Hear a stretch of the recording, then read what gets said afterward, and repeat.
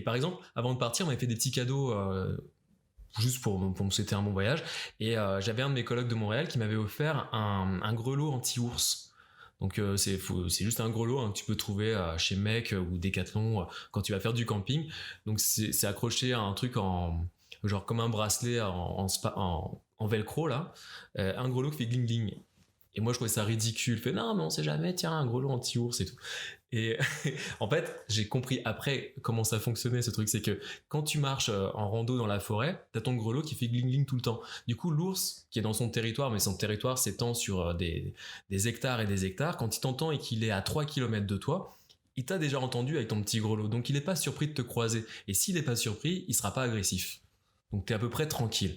Par contre, si t'as pas ton grelot et que là t'es rentré sur son territoire, il t'a pas entendu et que à la dernière minute tu tombes nez à nez avec lui, là il va être surpris et il va te foutre un grand coup de patte dans la tronche parce que il a eu peur en fait à la dernière minute de voir quelque chose qu'il n'avait pas anticipé dans son périmètre.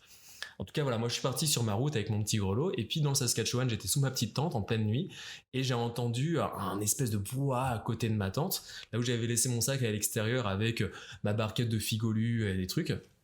Et le lendemain, en fait, c'était complètement ravagé. Les figolus. L'espèce de viande séchée qu'on te vend aussi dans les relais routiers et tout. J'aime là. beaucoup ça. Le pémican et tout ça. Ouais, j'aime beaucoup ça. J'avais tout ça dans mon petit sac à dos et tout. Et voilà. Et donc, je pense, j'ai jamais vu l'animal, hein, mais j'ai été visité par dans le Saskatchewan, ça va être un ours brun, il n'y a pas de grizzly ou de trucs comme ça. Et il était là. Mais moi, en tout cas, en pleine nuit, j'étais dans ma tente.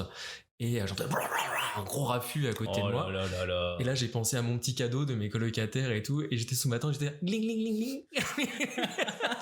Genre, en fait, je t'ai pas dit, mais je suis là. Et là, le bon petit grelot, tu sais, qui s'arrête, qui regarde la tente et qui se dit, ah, tiens, il y a l'autre con qui. Il y a un français là-dessous. Il y a l'autre con avec son gling, gling, gling. C'était lui. Mais c'était ridicule. Mais voilà, en tout cas, si j'étais à deux. Bah, je sais même pas si j'en serais venu dans cette situation tout ça, parce que en fait j'étais mort de trouille sous ma tente, je me cache pas, mais en même temps j'étais mort de rire parce que je me voyais de l'extérieur et tout avec mon petit grelot comme ça gling gling gling gling sous ma tente. Et à deux, je pense que soit c'était une crise de panique à deux en fait où la tension elle monte, on part en courant limite à agresser l'animal ou se faire agresser pas vraiment ou carrément rationaliser. Et je sais pas c'est quoi la bonne technique dans ces cas-là. T'es sous ta tente, tu sais que t'as pas de bouffe sur toi, il a aucune raison de venir te voir. Bah t'espères que t'as pas de bouffe sur toi. Parce que moi sur le moment je m'étais pas dit cette nuit je risque peut-être potentiellement d'avoir la visite d'un animal. Jamais de nourriture dans une tente.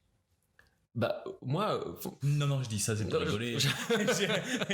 oui tu le laisses toujours accroché à un arbre ton truc à 10 mètres de ta tente. En vrai tu le fais pas. Bah non c'est ça. En général quand tu plantes ta tente, surtout moi j'étais en stop donc je plantais ma tente, au moins je me disais bon bah là vraiment je capitule pour aujourd'hui, il y aura plus de voitures, donc il faisait déjà nuit, donc j'étais vraiment à l'arrache, je me mettais à 100 mètres de la transcanadienne, je trouvais un endroit un petit peu isolé, voilà, mais donc j'anticipais pas de me dire je vais potentiellement me faire visiter par un animal sauvage au bord de la transcanadienne quoi. Et le lendemain matin quand tu t'es réveillé que t'as regardé ah bah il y avait les fougères, les machins, tout était retourné. Et ton sac il était déchiré, ouvert, enfin non il avait ouvert la clôture.